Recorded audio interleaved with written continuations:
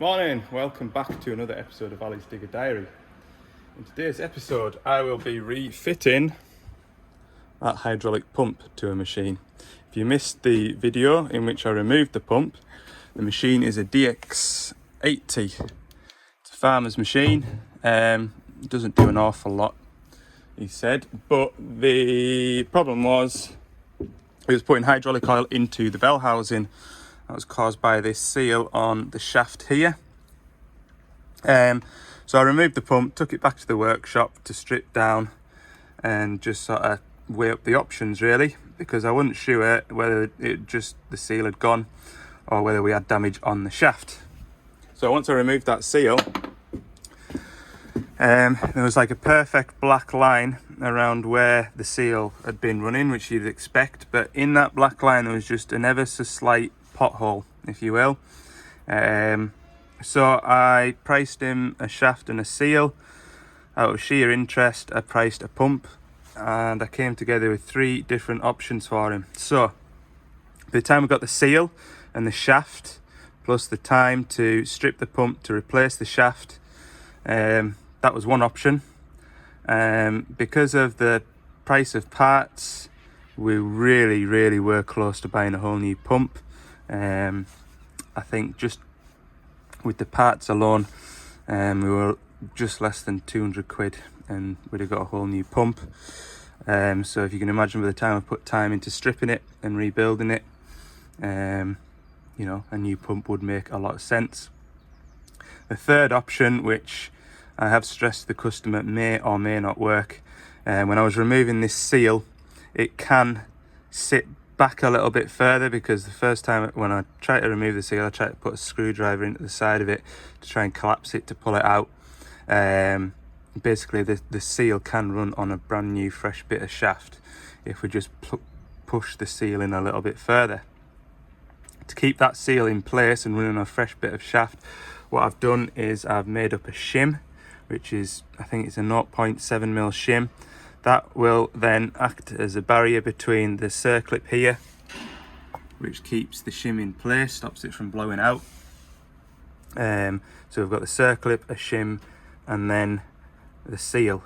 The shim in there doesn't sit on the shaft, it's wider than the shaft, and it should stay in place and stop the seal coming forward and running on that bad bit of shaft. So we're going to try that. Customer didn't want to spend an awful lot of money on it, but he did want the oil leak stopping because it was making a mess. And to be fair, he said, I don't know how much longer I'll keep the machine because I haven't got an awful lot of work for it. Anyway, we've had a lovely Easter weekend weather-wise. It's been sunny. In fact, it got up to a balmy 15 degrees yesterday. It's raining today. So we'll head up to this machine. It's a 2-hour drive, so it's going to be a long day. But the roads will be quiet. They certainly were coming into work this morning. All right. I'm about halfway up the road. Just after 10 o'clock, thought I'll have a stop for a bite of something to eat. I haven't had my breakfast yet this morning. The clock change has really knackered me up. So I'm going to have my morning coffee and a bit of breakfast, and then I'll continue on. So I was starting to just not be able to concentrate. I need 2 coffees a day to get going. Nearly there. Just up this track a little bit further. Should see the digger when we get around this corner. Yeah, the next job is over there in among them trees. What's the chances of that? Doesn't get much handier. Anyway, the weather, I think the rain will catch up with me, so the quicker I get on with this, the better, I think. It's been fairly wet, but it's sort of eased up as I've got further east. But it will catch me. It definitely will catch me. Okay, so the wind is coming from behind the van, so I've got a bit of shelter from it. I'm going to rattle this plate off, get all the oil cleaned out from inside the bell housing. As you can see, it may be glimmering there. It is just sort of sat up to about here. I think it has been leaking a little bit of oil. How much we've lost, I don't know yet. We'll see. I've got 40 litres on the van, and I'm sure the farmer will have some as well. If not, there is an agricultural dealer not too far away where I can get some more if needed. Bit annoying, but I suppose it's just a plastic bag in there holding back the water. Oil. So maybe should have done something a bit more permanent. Anyway, you live and learn. So that's the plate off. I'm just drying it all out now. This is the drive coupling here. So you've got your flywheel, drive coupling bolts to the flywheel, and you've got your output here. The idea of that is it flexes when you're starting and run the engine, and then any shock loads that the hydraulics give the engine, it sort of cushions it, if you will. The drive coupling's in good order, so there's no need to replace it. Suppose now would be a good time to replace it, but it's not in bad shape anyway, so we don't need to. Right, I've got that plate cleaned off as well, so we'll fire it all back in. It's annoying actually, I can only get to half a dozen of these bolts with the impact gun, the rest is all to do by hand. Typical. I could do one of them Milwaukee 3/8 electric ratchets, couldn't I? Add that to the shopping list that never seems to get any shorter. It doesn't look like my pipe's leaking that bad. I think I'll still have oil left in the tank, which is good. I'm just about to fit my new pump now. New pump? Not new pump, is it, Al? That would have been a nice thing. No, I'm gonna... What am I doing? I'm gonna offer it up, so I'll set you up on my bench over there. You can see us wrestle it into position.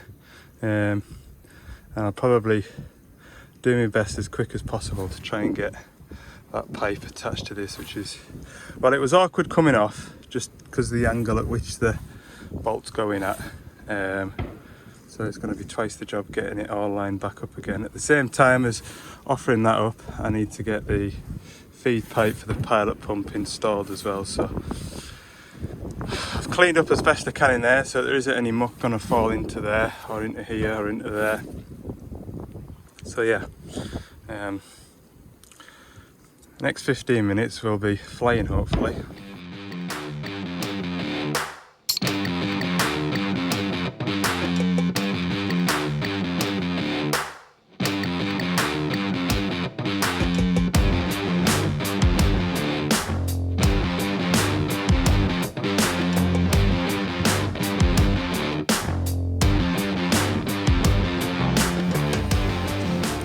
Okay, pump's mounted. Wasn't as bad as I expected. In fact, pretty sure it was easier putting it in as it was taking it off, dare I say it.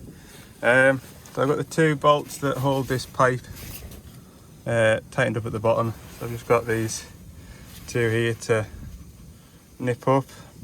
And I've got this Jubilee clip for the pilot pump to nip up as well. And we'll be flying. We'll let it have some oil. Once I've tightened these pipes up, I'll let the pump have some oil. This is the case drain here, so I'll loosen that off. Hopefully we'll see some oil coming up out of it. So I've just been turning the engine over by hand a little bit. I have now got oil coming out of my pilot pump, so that can go on there. Leave it loose so it can vent a bit. Just want to get some oil coming out of these two here. That's the case drain, like I say. This is the main pressure for your valve chest. So we just want to see oil, really. That's all I want to see. A bit of oil. I've put 40 litres in the tank. We're going to need a splash more. So I'll organise that in a moment while I'm putting the rest of it back together. There's enough in there to start it anyway, and we need to remember as well that the arm isn't stretched out. So we'll get a good 20 litres back into the tank once those cylinders are shut. So we mightn't be too far off at all, to be fair. Yeah, I'm just going to keep turning this over a bit. Could whiz it over on the starter, I suppose, but I'll just do this for a few minutes. It will come. There we go, 30 seconds later. Be a bit patient. Got oil coming out of there now. So I'm happy with that. Pop that on there. What I'll do with that one is I'll just grab a little funnel, pour a splash into there, I can see it in there anyway, but I'll pour a splash in there. I know that the pump isn't dry now anyway, which is the main thing when you're rebuilding or refitting pumps. You do not want to risk starting it in case it's airlocked, because it only has to run for 1 minute 30 seconds and that is junk. There we go, there's a bit of oil running down there now. We're all done. So I'm just starting to put pipes on now. We've got the case drain pipe here. Got this pipe here, which I have now found out doesn't go anywhere. So I probably wasted my time taking that off. This pipe here, I know what that does. I'll have fitted many of these. This is for the pressure for the quick hitch. And then this is our load sensing pipe, which goes onto here. And there should be, it's here. There's the big feed pipe going at the pump, which is rock hard. And the pilot pipe is here. So that'll go under here and here, like so. Right, I'll get these two on here done and that one done, and then get the big pipes on, and then they're not in the way. Okay, pipes are all on. Reasonably happy. It's not taking that long. I'm just sort of taking my time, making sure I'm not rushing anything. There's no need to rush and make a mistake. I'm just putting the air filter back on, and then we'll be in a position to just whiz it over on the key and stop it and crack a few pipes off again. That's the plan anyway. I'm just going to leave the lid off the hydraulic tank. These 8.5 tonners, the tanks aren't pressurised because of the height of where the pump sits to the height of where the hydraulic tank is, which is right there. It doesn't need to be pressurised, so it shouldn't be any bother at all. Like, that's what I'm hoping. Yeah, you do. I always take my time doing a job like this. I have had folk on the phone. There was one, I remember, it was a while ago now, but there was somebody phoned me saying we've just sent these hydraulic pumps away to get refurbished. We've put them on, the machine was alright for about 2 or 3 minutes, and now we've got no hydraulics. You know what it might be. And it was a certain style of pump on I think it was on a road railer, which would be like a Rexroth pump. And there is a procedure for bleeding those pumps, so unfortunately they didn't know that, and oh dear, they had a bad day in the office, they did. So you just gotta be careful. Oh look, there's the next digger, look. He'll be looking at me going, come on, how long are you gonna be? Last job of the day over there. It wasn't there a minute ago. Right, that's that tight. Couple of Jubilee clips then, and bit of a lazy start of this one. There's something in the cab that causes it to drain the battery, which is another little job I've got to look at. Something to do with the air conditioning panel. DX80, what's the chances? It's the plug in the front right corner, left corner. We will see. But I left, yes, I did. I turned the isolator off, so it should have enough juice in it to spin it over. I didn't turn the isolator off. What? Oh, nearly. Anyway, the farmer's been up. He dropped off 20 litres of hydraulic oil. To be fair, that's brought it just underneath the mark there. So yeah, definitely by the time I stretch this arm out, it'll be grand. So I'll be honest with you, I have turned the machine over and bled it, and this is now the point where we're going to start it and go around and listen to it. Turn that RPM down. The problem with these, if they're all the way up there like that, it'll fire up and rev flat out when you key on, and we don't want that. So there we go. I'm pleased to hear no nasty noises.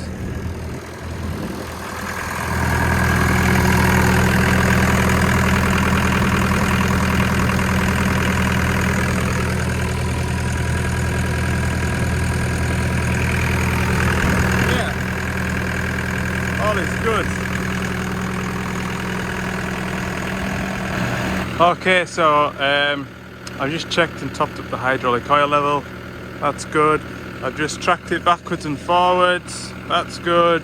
I've just done a little bit of sort of more digging fresh air really. I don't want to dig up the fella's lane, but that's good. So I'm just going to put that panel on underneath the pump, and then we'll spin it round another, it's at about 60-70 degrees, so the engine's between the tracks, and I'll give it a quick service.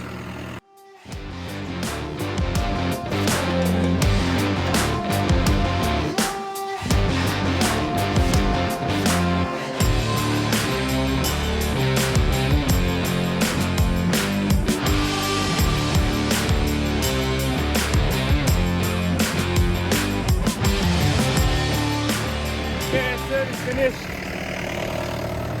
Happy days.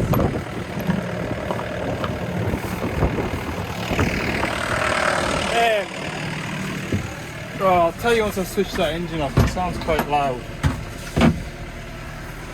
Right, service done. I kept on going back to the pump and just making sure there was no leaking, because it's the same belly plate that runs through into the engine bay, and there was a bit of clear oil obviously coming through, but it must just be what's been laid about in the hard to reach places that I can't get with me right, because just checked there before I tracked it over here. All dry, good. What time is it now? Definitely later than I want it to be. 3:30. Last job for this digger is when we turn the ignition off, pull the key out even, this console here stays lit up, which is strange. It won't let you turn it off. So it could be one of two things. It's got a hold of a permanent live, so it's shorted to a permanent live, because even when I pull the 10 amp fuse out for it, 1, 2, 3, 4, even when I pull this fuse out, fuse removed, still stays illuminated. Now I am just going to go with a problem in, why do we need that in the cab still? Why? Why? Do you remember there was a DX80, it might be 4 months ago now, maybe even longer, sort of last back end, wasn't it? There was a bad wire behind that fuse board, so I'm just going to quickly pull that out and have a look in there. There was a few of you asking what sort of screwdrivers I got. Pretty well experts, and to be honest with you, for what I paid for them, they're a grand job.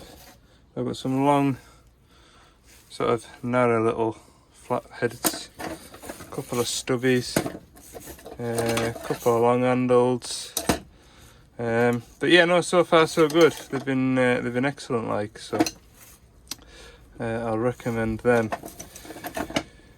Oh, that's a 90 degree one. I don't know whether it was a good idea or not putting my picks in with my screwdrivers, given that both are blue handles. Can't decipher which is which. So we've obviously got a short to a permanent live. It says the air conditioner hasn't worked for a long time. I think the goal is just to get it to stop Going to stop draining the battery today and go from there because it's after, well, it's 3:30 now. I haven't had my lunch yet, but I had a late breakfast, so I'm getting to the stage now where I could do something to eat. Should have just got my whiz gun in here. Don't know if it would fit, to be fair. God, why does that thread need to be as long as that? Look at the state of that. Yay. Right. When I get this screw out, I'll let you see as I'm seeing. Okay, I've finally got the screws out. It's not looking too bad at the minute. Still not looking too... I'm pretty sure the last time I went in here, it was just immediately obvious. I can't get that out of there.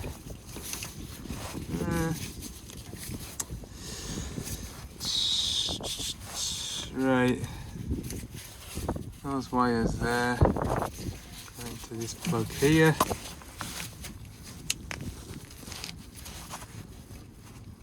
Yeah. Clean. Damn it. Oh well. Right, I'll just get my multimeter and see what power we've got on here. Okay, so I was all for fixing that, and then he came up with some sheep and said, oh, can you just unplug it? Yeah, I can, yeah. I will just do that. I don't need a fan. So, yeah, there goes that little bit of troubleshooting. Next one, though, is over there. Yeah, 10 to 4 now. I'll hopefully only be half an hour at this one. 5 o'clock, and you get diesel, 2 hours home. It's going to be a late finish. I knew it was going to be a late finish today. I did say at the start, didn't I? So we're going to a DX140. The tilting bucket will only work one way. So we're over the hill from where we were before, which is just over there behind the van. We're here to have a look at this 140. The tilting bucket only works in one direction. So what we need to do first, I suppose, verify that fault is the case. So work the thumb wheel that way. Tilting bucket works fine. Work it that way. It doesn't move. So before we even get out of the cab, what we can do is verify that the two-way circuit does actually work. So we go into the operator menu, got machine configuration, option settings, and we can select the foot pedal. Down here I heard a clunk underneath my feet, so if I rock this pedal back the way, we can see the tilting bucket works in both directions. So that tells me that we know the machine, these valves at the back of the boom here, we know they're not stuck in one way, if that makes sense. So we'll go back to the thumb wheel. Now what we can do is check the voltage to this thumb wheel. So we'll come out all the way out of here, we'll go into the service menu, and we can scroll down to monitoring, vehicle analog, and have a look at, this is our right hand lever. So the right hand lever voltage is 2500 millivolts, and so if we go all the way to the right, which is the side that isn't working, you can see that the voltage changes to 4000, which is correct. So that tells me that the EPPR behind the seat is seeing this thumb wheel, but we're not getting anything happening. So here's the EPPR now outputting to the two-way proportional valve down here. Two-way open, two-way close. There we go. So according to the EPPR, it's putting a signal down to the valve underneath the floor. So in 2 minutes and 17 seconds, I've been able to rule out and diagnose a lot there just by sitting on the seat, in the dry, and the warm. Now we get to get out and take this big heavy belly plate off from underneath the cab and get the multimeter out. So this under here is our EPPR valve. Basically you've got two proportional solenoid valves that have these plugs attached to them, and that basically turns an electrical signal into a hydraulic pilot signal, which then moves your option spool one way and the other way. The issue is that obviously it's only going in one direction, so we need to check that these are both outputting and both getting a signal to both these solenoid coils. So just smudged me plug into the blooming ground. I think I've already spotted the problem because one of these plugs was soaking wet with hydraulic oil. The chances are the coil will be passing oil on the plug, I think. Anyway, right, what I'll do now is, well, I'll show you in a sec. So you can see here now, that is the wrong plug because I am tipping the joystick that way. But I'm getting 24 volts on there, so we know that one's working, and that's what we're getting on that one. See, I use that one as a control. Now what we'll do is test the suspected failed side. Good one out. I'm telling you. Plug him into there. Right, so when we rock the thumbwheel towards the window, what do we get? Oh, it's upset, look. I've got it unplugged. Look at all the way over there, 24 volts. So the fault lies within either the coils or the spools that pull the coils there, or the spools that are pulled by the coils. That's what a new one looks like. Ta-da! There we go. Out with the old, in with the new. Oh, why are you fitting a new one? You don't need to fit a new one, just strip that down and free it up. Well, if you go back in time, then just less than a year ago I replaced that. So it's getting a new one because it has failed within the year. So yeah, it would just be easy. Probably just need to pull that off, work it a little bit, get it back going again. But when you pay what you do for some of these parts, you shouldn't have to do that. So we are swapping it. Okay, that rain is the reason why you haven't seen me fitting that valve. Sick of this weather now. Oh Lord, I was under there and I've left this cab door open and I'm just mad about it. Right, it's all fitted. Turn the ignition on. Let that do its thing, come on. Always let the dials do the thing. Right, we'll start it. Put the pilot lever up. It wasn't working when I rocked it towards the window. Hey, it does now. Marvellous. And it's working the right way around, so I've got the pipes on the right way around. Well done, Al.